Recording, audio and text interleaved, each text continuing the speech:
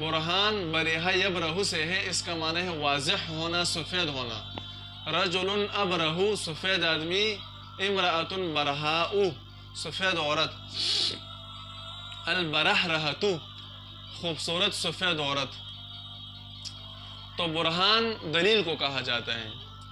دلیل کو تو عربی میں بھی دلیل کہتے ہیں، لیکن دلیل میں اتنی طاقت اور قوت نہیں ہوتی جتنی برہان میں ہوتی ہے۔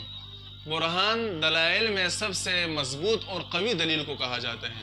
البرہان ہوا اوقد الادلہ الذی یقتضی الصدق ابدا۔ برہان اس دلیل کو کہا جاتا ہے جو ہمیشہ صدق پر دلالت کرے، یعنی اس میں جھوٹ کا احتمال ہی نہ ہو، اتنی مضبوط اور قوی دلیل کو کہا جاتا ہے۔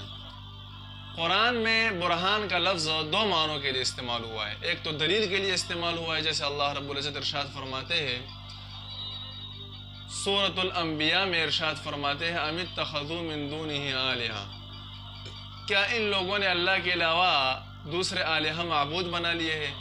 قل ہاتوا برہانکم، کہہ دیجئے کہ اپنی برہان دلیل پیش کرو اس پر کہ جو آپ نے معبود بنائے ہیں۔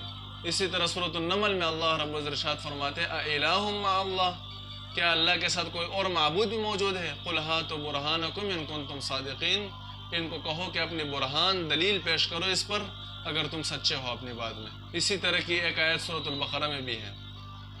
اور برہان کا دوسرا معنی جو قرآن میں استعمال ہوا ہے وہ ہے آیت نشانی، علامت اور نشانی کے لیے استعمال ہوا، جیسے سورۃ القصص میں اللہ رب العزت ارشاد فرماتے ہیں فَذَانِكَ بُرْهَانَانِ مِن رَبِّكَ، یہ دونوں نشانیاں ہیں آپ کے رب کی طرف سے۔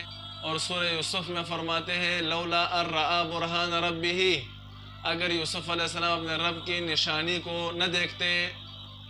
تو برہان قرآن میں دو معنوں میں استعمال ہوئے، حجت کے لیے بھی اور نشانی کے لیے بھی، اور عام طور پر یہ حجت اور دلیل کے لیے استعمال ہوتے ہیں۔